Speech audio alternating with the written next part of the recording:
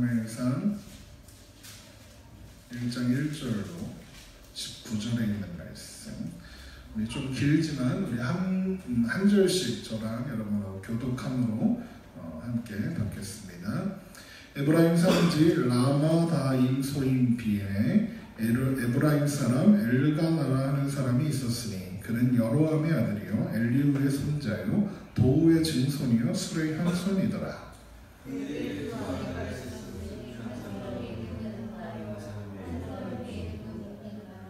분나에게는 자식이 있고 한나에게는 자식이 없었더라. 이 사람이 매년 자기 성읍에서 나와서 실로에 올라가서 만군의 여호와께 예배하며 제사를 드렸는데 엘리의 두 아들 홈니와 비느하스가 여호와의 제사장으로 거기 있었더라.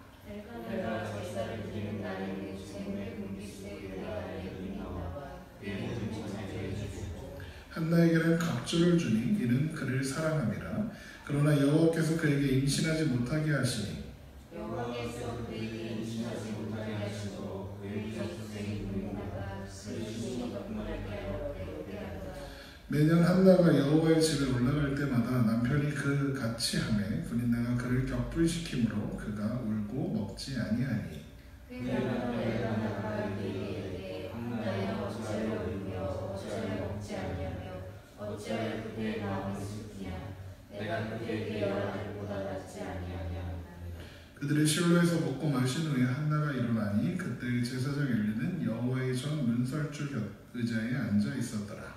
한나가 마음이 괴로워서 여호와께 기도하고 통곡하며 서원하게 이르되 만군의 여호와여 만일 우리 주의 여종의 고통을 돌보시고 나를 기억하사 주의 여종을 잊지 아니하시고 주의 여종에게 아들을 주시면 내가 그의 평생의 그를 여호와께 드리고 삭도를 그의 머리에 대지 아니하겠나이다. 그가 여호와 앞에 오래 기도하는 동안에 엘리가 그의 입을 주목하지. 한나가 속으로 말하니 입술만 움직이고 음성은 들리지 아니하므로 엘리는 그가 취한 줄로 생각한지라. 엘리가 그에게 이르되 내가 언제까지 취하였느냐. 포도주를 끊으라 하니 한나가 대답하여 이르되 내 주여 그렇지 아니하니이다. 나는 마음이 슬픈 여자라 포도주나 독주를 마신 것이 아니요 여호와 앞에 내 심정을 통한 것뿐이오니. 당신의 여종을 한 여자로 지지 마시소. 내가 지금까지 말한 것은 나의 원통과 적용됨이 알기름이다 하는지라. 엘리가 대답하여 이르되 평안히 가라. 이스라엘의 하나님이 내가 기도하여 구한 것을 허락하시기를 원하노라 하니. 이르되 당신의 여종이 당신께 이르기를 원하냐 하고 가서 먹고 얼굴에 다시는 빛이 없더라. 19절 함께 읽겠습니다. 그들이 아침에 일찍이 일어나 여호와 앞에 경배하고 돌아가 라마의 자기 집에 이르니라. 엘가나가 그의 아내 한나와 동침하매 여호와께서 그를 생각하신지라. 아멘. 오늘도 살아계신 하나님 앞에 기쁨과 감사로 예배하며 나아가는 저와 여러분 되기를 주님의 이름으로 축원합니다. 오늘 우리가 드리는 이 예배가 우리의 삶의 새로운 시작이 되고 또 변환점이 되고 전환점이 되는 그런 은혜를 경험하게 되기를 주님의 이름으로 축원합니다. 이제 우리가 함께 사무엘상을 함께 살펴보고 있습니다. 네, 사무엘상이 그 시작을 보니까 에브라임 산지 라마다 임소빔이라는 곳에 사는 엘가나라는 사람이 있었다라고 하면서 시작하죠. 그러면서 엘가나의 족보가 소개됩니다. 그는 1절에 보시면 그는 여로함의 아들이요 엘리후의 손자요 도우의 증손이요 숲의 형손이더라 이렇게 되어 있죠. 이 엘가나가 누군지 되게 중요했어요. 엘가나를 이 뜬금없이 이 족보가 여기 왜 나왔는지 이걸 알아봐야 하거든요. 근데 이 똑같은 족보가 어디에 나오냐면 역대기서에 가면 나옵니다. 역대기서를 사무엘로 다시 돌아올 거니까 이렇게 손으로 잡거나 표시해 두시고 역대상 6장 1절로 한번 가보세요.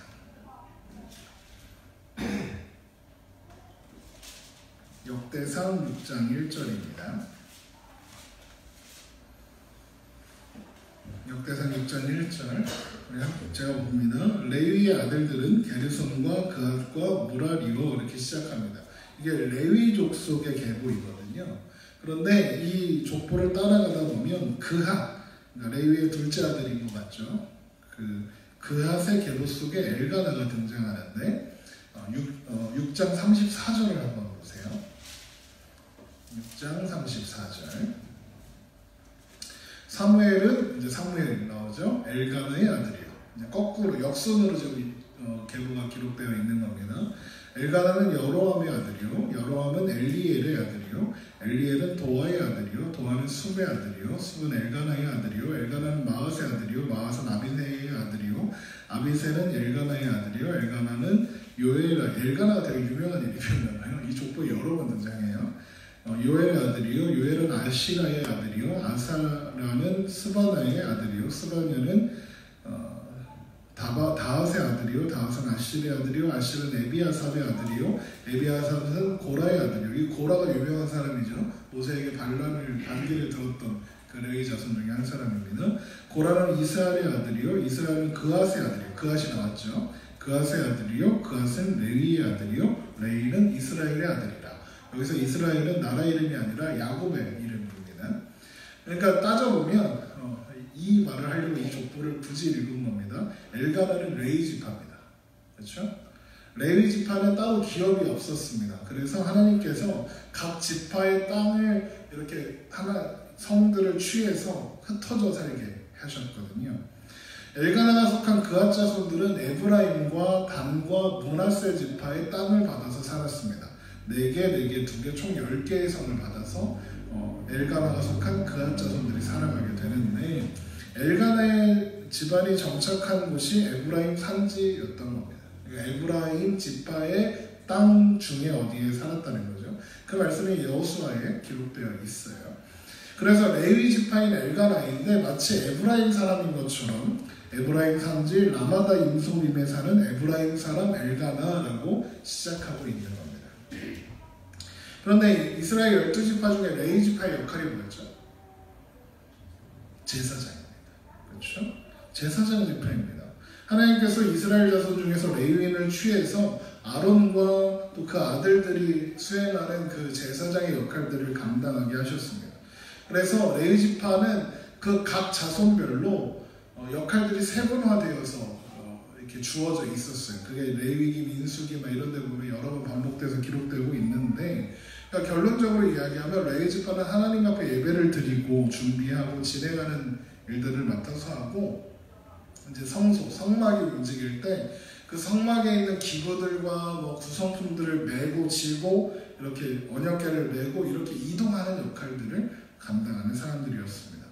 또 레위 지파를 어떤 특정 지역에 다른 지파처럼 이렇게 땅을 분배해서 거기 살게 한 것이 아니라 각 지파에 흩어 살게 하신 이유가 또 있어요. 첫 번째는 레위 지파의 기업이 하나님이다. 너희는 제사장 지파니까 하나님만 바라보고 살아라, 이런 뜻도 있었지만, 하나님만 바라보고 사는 레위 지파가 각 지파에 흩어져 있으면 어떤 효과가 있을까요? 그 지파의 담임 목사들인 거예요. 쉽게 생각하면. 이 레위 지파가 각 지파에 흩어져 살아서 각 지파가 하나님을 기억하고 하나님 앞에 예배하는 것들을 소홀히 여기지 않도록 하는 역할도 있는 겁니다. 그런데 우리가 사무엘상의 시대적 배경이 사사시대라고 했잖아요. 그리고 사무엘이 마지막 사사고요. 이 레위인들이 살아온 사사시대를 살아가는 이 레위인들의 그 모습은요, 그야말로 한마디로 말하면 엉망진창이었습니다. 레위인들이요. 이스라엘 백성들뿐만 아니라 레위인들, 그 중에 특별히 구별되어 살아야어야 할 레위인들도 엉망진창으로 살았다는 겁니다. 하나님 앞에서 하나님을 섬기고 예배하고 성소를 지켜야 하고 하는 사람들이 그 사명들은 내팽겨쳐놓고 그냥 각기 좋을 대로 살았던 겁니다. 다른 모든 민족, 다른 모든 지파 사람들처럼 똑같이 살았던 겁니다. 사사기 21장 25절에 그때 이스라엘은 왕이 없으므로 사람이 각기 자기의 소견대로 옳은 대로 행하였더라. 이것이 우리 지난주에 살펴봤던 말씀이었잖아요. 사무엘상의 역사적 배경이 되는 사사시대는 자기 마음대로 살아갔고, 심지어는 예배를 주관하는, 그러니까 요즘으로 비유하자면 목사들도 지네 마음대로 사는 겁니다. 엉망진창이죠. 정신 차려야 하는데, 그런 상황을 극명하게 보여주기라도 하는 것처럼 사사기의 마지막 세 사건이 있거든요. 마지막에 기록된 이 세 사건이 다 레위인들과 관련된 사건들이에요. 그래서 그걸 좀 볼 건데, 사사기 17장에 한번 가보세요. 사사기 17장에 가면 에브라임에 살던 미가라는 사람이 은으로 신상을 만들어 놓고 자기 집에 산당을 만들어 놓습니다. 그러니까 자기 집에 쉽게 말하면 우상을 섬기는 예배처를 하나 만들어 놓은 겁니다. 그때 이제 유다 예루살렘에서 한 레위인이 자기가 살만한 곳을 찾아서 헤매이다가 그 집에 도착하게 돼요. 그랬더니 미가라는 사람이 너 어디서 왔냐? 유다에서 왔다. 너 뭐 하는 사람이냐? 레위인이다. 그랬더니 야 그러면 너 우리 집 제사장 해라. 그런 거죠. 그러니까 쉽게 생각하면 이런 거예요. 어떤 목사가 살 집이 없어서 돌아다니고 있는데 어느 집에 은신상이 하나 있는 거야. 그랬더니 그러면 너 우리 집 전용 목사해라. 이렇게 되는 거죠. 그렇게 하는 겁니다. 그래서 사사기 17장 10절을 한번 보세요. 미가가 그에게 이르되 내가 나와 함께 거주하며 나를 위하여 아버지와 제사장이 되라. 개인 전속 목사를 하나 뽑은 겁니다. 내가 해마다 은열과 의복 한 복과 먹을 것을 주리라 하므로 그 레위인이 들어갔더라. 이렇게 되어 있습니다. 개인 목사, 전속 목사입니다. 그런데 이 레위인이 지키는 자리가 어디냐? 미가가 만든 은신상입니다. 그래놓고 미가가 그래요. 13절을 보세요. 이에 미가가 이르되 레위인이 내 제사장이 되었으니 이제 여호와께서 내게 복을 주실 줄 아노라. 은신상을 섬기는 제사장이 레위인이죠. 레위인은 누굴 섬겨야 하죠? 하나님을 섬기고 하나님을 예배해야 하는데 이 레위인을 제사장으로 삼았으니까 하나님이 복 주시겠지 그런 거죠. 그 레위인이 거기 은신상 섬기는 제사장 되겠다고 취업을 한 거죠. 그리고 그래놓고 하나님이 좋아하시겠지? 라고 하고 있는 미가. 그냥 세상에 미쳐 들어가고 있는 겁니다. 그게 전부가 아니에요. 단지파 사람들이요. 그러니까 당시에 이제 그 여호수아의 정복전 중에서 땅을 미처 다 확보하지 못했던 단지파 사람들이 있었는데 그 단지파 사람들이 자기가 살 동네가 필요하니까 돌아다니다가 미가의 집에 머물게 돼요. 그때 레위인에게 물어봐요. 18장 5절을 보세요. 사사기 18.5절. 사사기 18.5절. 한 장 뒤로 넘어가시면 되죠. 그들이 그에게 이르되 청하건대 우리를 위하여 하나님께 물어보아서 우리가 가는 길이 형통할는지 우리에게 알게 하라. 제가 이 장면을 딱 보는데 무슨 장면이 떠오르냐면요. 그 영화나 이런 데 제가 점집에 가본 적이 없어서 점집 영화에서 본 점집 모습이 딱 떠오르는 거예요. 뒤에 신상 딱 있고 뭐 부처나 뭐 이렇게 불상이나 이런 거 딱 있고 그 앞에 누가 앉아 있어요? 점쟁이가 앉아 있죠. 그럼 거기서 와서 물어보는 거죠. 이제 제 운명이 어떻게 될까? 이렇게 묻는 장면이 딱 떠오르는 거예요. 근데 그게 쉽게 말하면 뭐예요? 교회인데 교회 뒤에 은신상이 하나 세워져 있고 목사가 그 앞에 서서 그래 뭐가 궁금해? 이거 하고 있는 거예요. 이게 말이 됩니까? 점쟁이잖아요. 점쟁이. 하나님을 섬겨야 한 레위인이 지금 점을 보고 있어요. 하나님 이름을 팔아서. 남지파가 이제 막 가서 살 데를 찾다가 없으니까 예전에 좀 괜찮게 살던 부자 한 명 있었죠. 미가의 집을 뺏기로 합니다. 그래서 미가의 집을 다 뺏고 미가의 집에 있는 우상을 빼앗아서 가게 돼요. 가게 될 때 레위인이 담임 목사니까 은신상을 지켜야죠. 그렇죠? 그래서 야 이거 왜 가져가면 안 돼? 막 이러니까 단지파가 그래요. 야 니는 한 집안의 제사장이 낫냐? 지파의 제사장이 낫냐? 지파의 제사장이 될 것 같은데? 그럼 너 따라와서 우리 제사장 해라 이렇게 되는 거예요. 그래서 가서 제사장을 해요. 그러니까 어느 집안의 제사장, 목사였던 사람이 갑자기 이제 한 회사의 목사가 된 거죠. 엉망진창인 겁니다.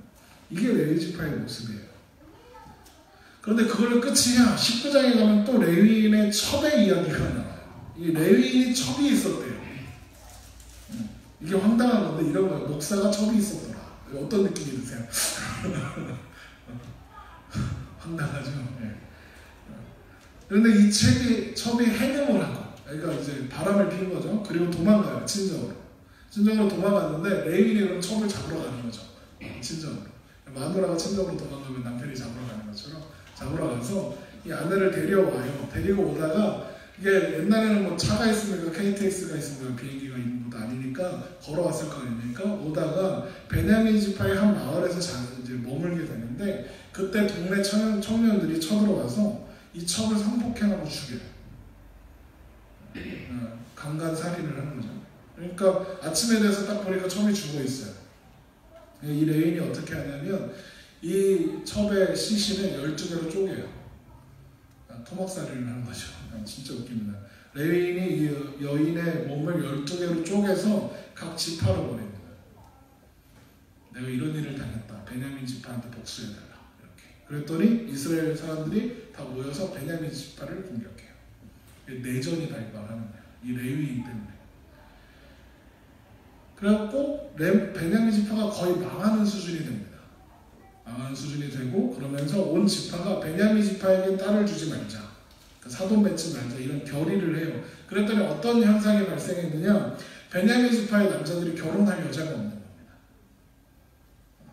그러니까 망하게 생긴 거예요. 베냐민 지파가 좀 없어지게 생긴 거예요. 자손을 못 낳아서. 그랬더니 어떻게 되냐. 여호와의 절기, 아마도 대속죄일이나 뭐 이런 축제 같은 하나님 앞에 예배드리는 축제인데 그때 베냐민 지파 남자들한테 그러는 거예요. 숨어 있다가 그 축제에 찾아온 여자들을 훔쳐가서 데려가서 보쌈에서 데려가서 네 마누라 삼아라 이렇게 한 사건이 세 번째 사건이에요. 이 세 사건이 끝나고 나서 마지막 결론이 사사기 21장 25절이에요. 그때 이스라엘의 왕이 없으므로 사람이 각기 자기 소견에 옳은 대로 행하였더라. 그러니까 이해하시겠습니까? 지금 사무엘서를 시작하면서 소개된 엘가나가 속한 레위 지파는 이미 그 사명과 역할을 잊은 지 오래인 거예요. 하나님이 세우신 나라고 하나님께서 통치하셔야 하는 그 나라 이스라엘 중에 예배를 지키는 자가 없으니 예배하는 자가 있었겠습니까? 예배하는 자가 없는 그런 상황이었던 거죠. 물론 실로의 제사장이 있었어요. 그리고 엘가나의 모습을 보면 예배하러 올라가는 사람도 있었던 것 같아요. 그런데 이제 사무엘로 다시 돌아오셨어요. 사무엘 1장 3절에 보면 제사장이 있었죠. 엘리가 있었고 그 아들 홈니와 비느하스가 있었어요. 그런데 우리가 아는 것처럼 엘리와 그 아들들이 제대로 제사장이었나요? 개판이었죠. 엘리만 봐도 그래요. 애통한 마음으로 지금 그러니까 이런 거예요. 담임 목사가 오늘날 교회에 이렇게 왔더니 한 여인이 막 울면서 기도를 하고 있어. 그랬더니 담임 목사가 그러는 거예요. 야이씨 술 좀 끊었지. 그거잖아요. 그 아들들은 더 가관이에요. 2장 한번 보세요. 사무엘상 2장 13절 보세요. 제가 읽겠습니다. 그 제사장들에게 들이 백성들에게 행하는 관습은 이러하니 곧 어떤 사람이 제사를 드리고 그 고기를 삶을 때에 제사장의 사원이 손에 새 살 갈고리를 가지고 와서 그것으로 냄비 하나 소새나 큰 소새나 가마에 찔러 넣어 갈고리에 걸려 나오는 것은 제사장이 자기의 것으로 가지되 실로에서 그곳에 온 모든 이스라엘 사람에게 이같이 할 뿐 아니라 기름을 태우기 전에도 제사장의 사원이 와서 제사 드리는 사람에게 이르기를 제사장에게 구워드릴 고기를 내라. 그가 내게 삶은 고기를 원하지 아니하고 날 것을 원하신다 하다가 그 사람이 이르기를 반드시 먼저 기름을 태운 후에 내 마음에 원하는 대로 가지라 하면 그가 말하기를 아니라 지금 내라. 그렇지 아니하면 내가 억지로 빼앗으리라 하였으니 이 소년들의 죄가 여호와 앞에서 심히 크면 그들이 여호와의 제사를 멸시함이었더라. 이게 무슨 말이냐면요. 재물이 하나님 앞에 드려지기 전에 제사장들이 좋은 거 빼먹는 거예요. 어떤 교회가 담임 목사가 성도들이 드린 헌금을 횡령해서 자기 딴주머니 찾더라 이 느낌인 거예요. 그랬더니 뭐라고 해요? 그들이 여호와의 제사를 멸시하였다. 하나님 앞에 드리는 예배를 멸시한 거예요. 무시한 거예요. 이런 놈들이요 나중에 언약궤를 앞서서 전쟁 나갔다가요 언약궤도 뺏기고 지들도 다 죽고요 그 소식들은 엘리도 죽고 그렇습니다. 여기 보세요. 이 시대에 무슨 예배자가 있어요? 예배자가 없어요. 온전한 사람이 하나가 없습니다. 없는 거예요. 아무도 없어요. 아무도 예배하는 자가 없는 그런 상황이에요. 그 와중에 엘가나가 예배하러 갔다 그러니까 좀 괜찮은 사람 같아요. 사람들이 괜찮은 사람이래요 엘가나는. 그런데 이 사람이 뭐 하는 사람이죠? 레위인이에요. 예배드리는 사람. 그런데 이 레위인이요 부자예요. 마누라 2명 있고요. 마누라들한테 그리고 자손들에게 하나님께 드릴 재물을 잔뜩 주죠. 네, 부자예요. 부자라는 건 무슨 뜻일까요? 레위인으로 안 살았다는 얘기인 거예요. 엘가나는. 그냥 하나님 섬기고 사는 레위인이 무슨 수로 부자가 돼요? 레위인으로 안 살면 부자가 될 수 있어요. 게다가 부인이 2이야. 1장 2절 그에게 2 아내가 있었으니 한 사람의 이름은 한나요 한 사람의 이름은 분인나라. 누구보다도 예배의 자리를 지키고 살아야 할 레위인이 사업을 했든지 뭘 했는지 모르겠지만 돈을 많이 벌어서 부자가 됐어요. 사람들이 추정하기를 뭐 물건을 팔거나 하지 않았을 거고 당시에 부자가 되는 가장 빠른 길이 뭐였냐면 돈놀이 하는 거였거든요. 아마도 금융업을 했을 거다 이렇게 얘기하는 분도 계시더라고요. 레위인이요. 그러니까 목사가 대부업을 하는 거예요. 어이없죠? 아내를 2 데리고 살아요. 네. 아이고. 레위인이 돈 많이 벌고 아내를 2 데리고 살아도 아무도 뭐라 하지 않고 스스로도 그게 문제라고 느끼지 못하는 그런 시대. 그 시대가 엘가나가 지금 살아가는 시대고요. 사무엘이 태어날 시대였던 거예요. 그런 엘가나가 매년 가족들과 함께 예배를 드리러 실로로 올라갑니다. 그래서 신앙의 사람이다 이렇게 이야기하는 사람들도 있더라고요. 그런데 2% 부족해요. 왜냐하면 당시에 이스라엘 사람들 하나님을 안 믿었을까요? 하나님을 믿었어요. 하나님 신앙이 있었다니까. 여호와 신앙이 있었어요. 그런데 여호와만 섬겨라 라는 말씀을 안 지킨 거죠. 우상도 섬기고 바알도 섬기고 아세라도 섬기고 가나안 신들도 섬긴 거예요. 왜냐하면 다른 신들한테 괜히 밉보였다가 혼나면 어떡해 이런 심리 때문이죠. 그들은 하나님을 전쟁의 신으로 여겼어요. 그래서 전쟁에는 유용한 신이지만 우리 밥 먹고 사는 데는 별로 유용하지 않은 신이라고 여겼다고요. 그래서 여호와한테 밉보이지나 말자 정도의 신앙이 이스라엘에게 평배에 있었어요. 엘가나도 마찬가지예요. 엘가나가 예배가 뭐 대단한 예배가 아니라 그냥 제물 드리는 거에만 포커스가 있는 예배예요. 1장 4절 한번 보세요. 사무엘상 1장 4절. 엘가나가 제사를 드리는 날에는 제물의 분깃을 그의 아내 분인나와 그의 모든 자녀에게 주고 한나에게는 갑절을 주니 이는 그를 사랑함이라. 지금 보면 엘가나의 예배를 묘사하면서 뭐라고 하고 있냐면 제물을 드리는 것 이거 말고는 없어요. 엘가나가 전심으로 하나님을 예배하고 이런 거 없어요. 엘가나가 관심이 있는 건 제물 드리는 것밖에 없어요. 제물을 드려서 하나님한테 밉보이면 안 되니까. 그 정도의 신앙이었던 거죠. 그런 엘가나의 집에 문제가 있습니다. 무슨 문제죠? 임신하지 못하는 여인 한나가 있어요. 다른 여인 분인나 자식이 있죠. 그런데 엘가나는 누구를 더 사랑했다고요? 한나를 더 사랑했어요. 그래서 예배하러 올라갈 때마다 분인나와 자식들을 위해서 준 것보다 그 갑절을 한나를 위해서 주었다. 이렇게 하고 사랑해주죠. 그러니까 이때마다 분인나가 한나를 괴롭히는 거예요. 1년 내내 괴롭혔겠지만 이때 더 특별히 괴롭히는 거예요. 남편이 자식은 내가 다 낳았는데 내가 아니라 한나만 예뻐해 주는 거예요. 그러니까 짜증나요 안 나요? 짜증나요. 화나겠죠 당연히. 그래서 한나를 괴롭히는 거예요. 1장 7절 보세요. 매년 한나가 여호와의 집에 올라갈 때마다 남편이 그같이 하매 분인나가 그를 격분시킴으로 그러니까 분인나가 저는 사실 분인나가 이해될 만도 해요. 그렇지 않습니까? 차별하잖아요 지금 남편이. 그가 한나가 울고 먹지 아니하죠. 한나는 그래서 먹지도 않고 울어요. 이 와중에 남편이요 엘가나가 얼마나 맹한지요. 왜 우는지 몰라. 1장 8절 보세요. 그의 남편 엘가나가 그에게 이르되 한나여 어찌하여 슬피 울며 어찌하여 먹지 아니하며 어찌하여 그대의 마음이 슬프냐. 내가 그대에게 10 아들보다 낫지 아니하냐 아니라 이렇게 하는 거죠. 이게 쉽게 말하면 내가 있잖아.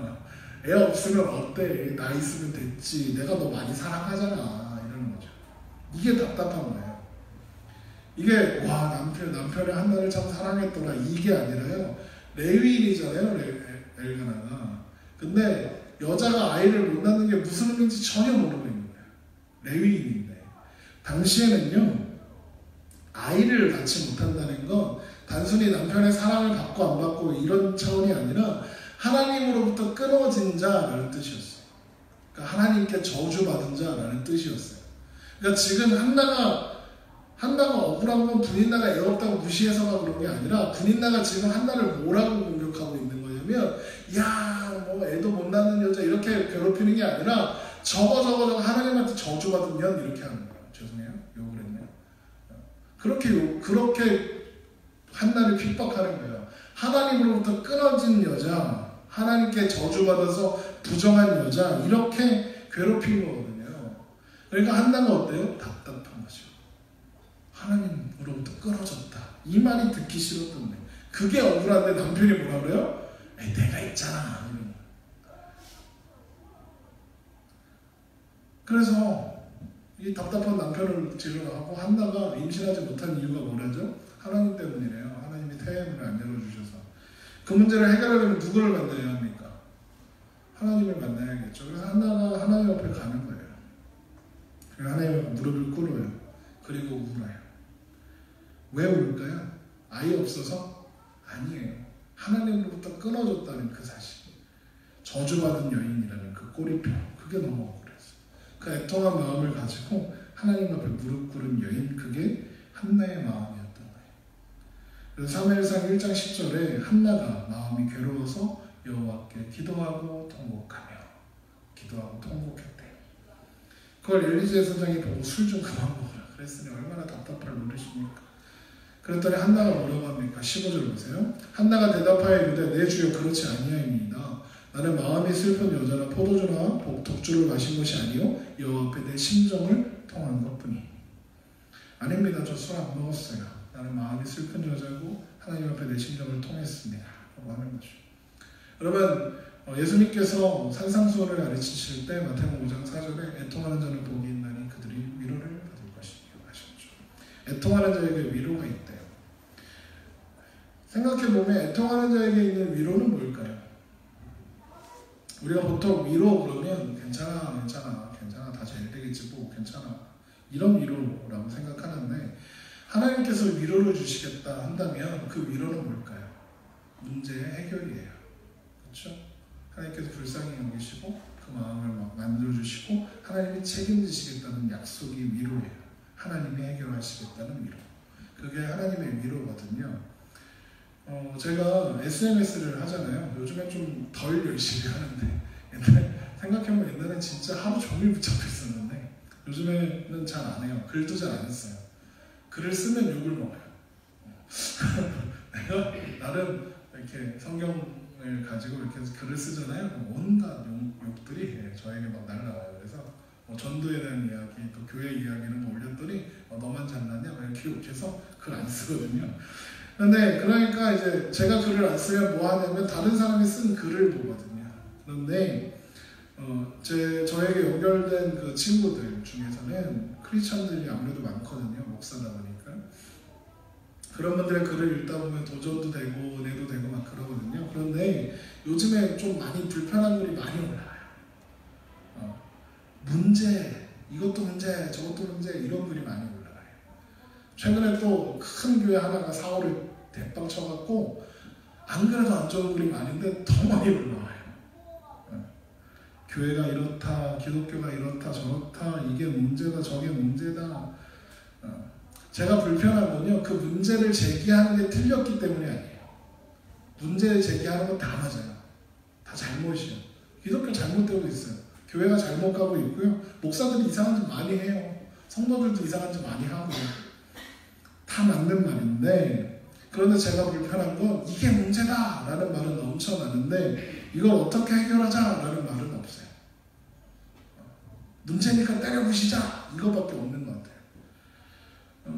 이게 답이야 라고 하면 너무 추상적이고 그걸 어떻게 하라고 제가 지금 현실적으로 저게 말이 된다고 생각하고 저 말을 하는 건가 막 이런 글들이 너무 많아요. 뭐 어쩌자는 건지 모르겠어요. 그 안에서 저는 뭐가 보이냐면 자기의가 보이는 거예요. 그러니까 그 사람들이 하는 말들을 듣다 보면 이런 느낌이에요. 난 안 그래. 쟤 진짜 나쁜 놈이지. 근데 난 안 그래. 난 훌륭한 사람이야. 이러는 것 같아서 그게 불편한 것 같아요. 그 많은 문제들 앞에서 하나님 앞에서 애통하며 우는 자는 보이지 않고 이게 문제야, 저게 문제야, 저놈이 나쁜 놈이야, 저놈이 나쁜 놈이야 하는 사람들만 가득한 것 같아요. 하나님 앞에 애통하며 매달려야 하는데 우리가 서야 하는 자리는 그 자리인데 어쩌면 그런데 그 자리에 있는 사람은 없고 다 왕왕대기만 하고 있는 거죠. 뭐 저라고 다르겠어요? 저도 비슷해요. 나는 아무것도 할 수 없음을 깨닫고 그저 하나님 앞에 우는 것밖에는 답이 없음을 압니다 라고 그리고 그 자리에 엎드려서 하나님 앞에 답을 구하는 그것이 우리의 모습이기를 여러분 소망합니다.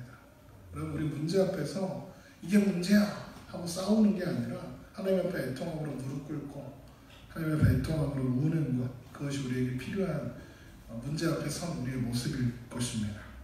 그런데 한나가 엘리 제사장에게 대답하는 내용 중에 재미있는 혹은 놀라운 표현이 있죠. 여호와 앞에 내 심정을 통한 것뿐이니 이렇게 되어 있어요. 이게 통했다라는 말이 여기 나와요. 이게 무슨 말이냐면 아무도 한나의 마음을 알아주지 않아요. 한나를 너무 사랑한다는 이 남편도 한나의 마음을 몰라요. 그런데 누구만 알아주시는 거예요? 하나님만 그 마음을 알아주시는 거예요.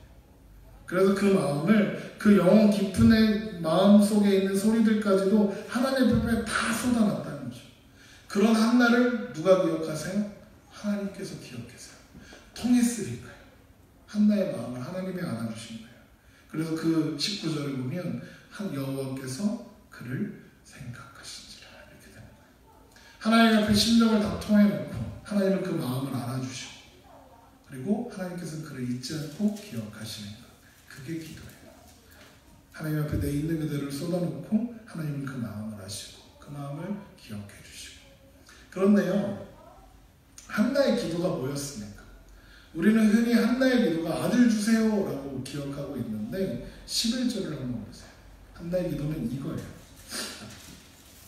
1장 11절 서원하여 이르되 만군의 여호와여 만일 주의 여종의 고통을 보시고 나를 기억하사 주의 여종을 잊지 아니하시고 주의 여종에게 아들을 주시면 내가 그의 평생에 그를 여호와께 드리고 삭도를 그의 머리에 대지 아니하겠느니라. 지금 한나가 필요한 기도 제목은 뭐죠? 하나님 아들을 주세요 잖아요. 그런데 기도가 그렇게 끝나지 않아요. 제가 이 기도의 내용을 이제 설교를 마무리해가는 지금 소개하는 이유는 다름이 아니라 여호와 앞에 내 심정을 통했다라고 고백한 그 한나의 고백이 단순히 내가 하나님 앞에 마음을 쏟아놓았다 정도가 아닌 것 같아서 한나가 지금 하나님 앞에 자기의 심정을 쏟아놓으면서 자기 마음만 하나님께 전달된 게 아니라요 하나님과 통했다 그러잖아요. 하나님 마음도 한 거예요. 하나님 마음. 그래서 아들을 주세요 기도 끝나는 게 아니라 아들을 주시면 내가 그를 평생의 여호와께 드리고 삭도를 그의 머리에 대지 않겠습니다. 이게 삭도가 뭐냐면 이제 머리 깎는 칼 그거거든요. 머리 안 깎겠습니다. 이 말이 뭐냐면요 나시린으로 키우겠다는 거예요. 나시린이 이제 사사기에 나오는 삼손 같은 사람들, 머리를 깎으면 안 되는 사람들, 하나님 앞에 구별된 자라는 표시이거든요. 그러니까 아들을 주시면 그 아들을 하나님께 드릴게요 라고 기도하는 거죠. 한나가 하나님의 어떤 마음을 알게 되었길래 이런 기도를 했을까? 아들을 주시면 드리겠다 이렇게 했어요. 한나의 상실 그리고 하나님의 상실이 연결되어 온 거예요. 한나는 자기의 아픔을 통해서 하나님의 아픔을 본 거예요. 아무도 예배하지 않고 아무도 하나님의 음성을 귀 기울이지 않는 이 백성들을 향한 하나님의 아픔, 그 하나님의 눈물을 지금 한나가 기도하는 중에 하나님과 그 심정이 통하여 알게 된 거예요. 옛 유명한 드라마의 대사처럼 아프냐? 나도 아프다 하시는 거죠. 이 드라마 아세요? 옛날 드라마인데 하나님이요 한나야 아프냐? 내가 나로부터 끊어진 것 같아서 자식이 없어서 슬프고 아프냐? 눈물이 나느냐? 한나야 나도 그래. 나도 그렇다. 내 백성이 나에게서 등을 돌렸고 예배하는 자가 없고 나의 말에 순종하는 자가 아무도 없고 나의 이야기를 선포하는 자가 아무도 없다. 나와 연결된 사람이 하나도 없다. 나의 말을 듣고 순종하고 진정한 마음으로 예배하며 나의 말을 선포할 사람이 없다. 그래서 나도 아프다.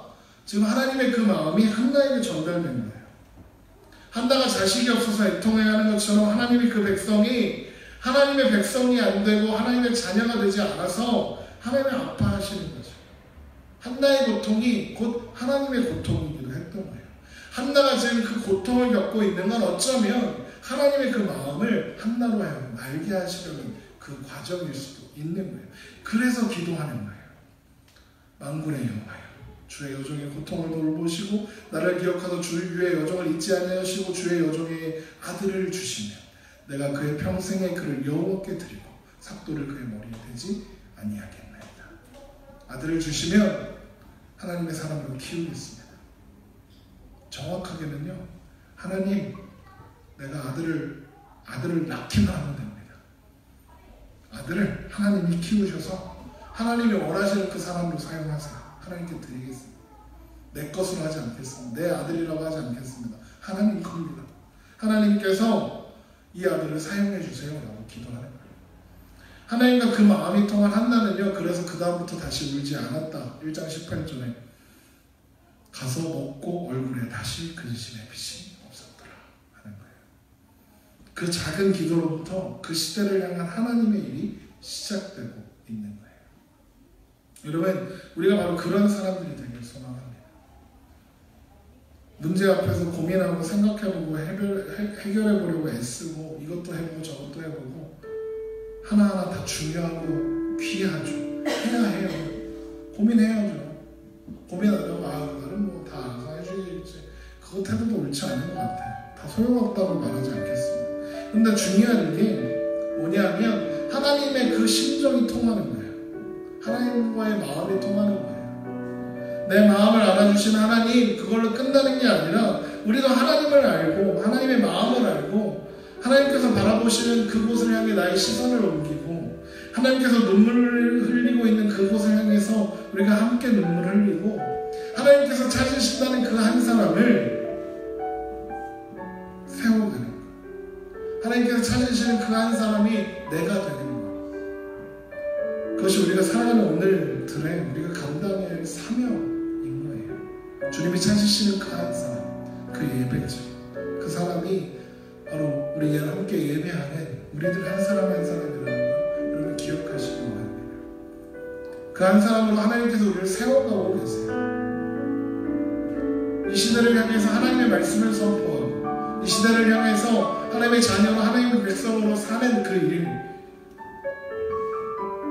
나를 세워가시는 하나님, 그 하나님의 기대로서 오늘을 살아가고 우리에게 주신 그 사명들을 감당해 보리라 결단하고 나아가는 우리가 되기를 주님의 이름으로 축원합니다. 아버지께서 참되게 예배하는 자들은 영과 진리로 예배할 때가 오나니 곧 이때라.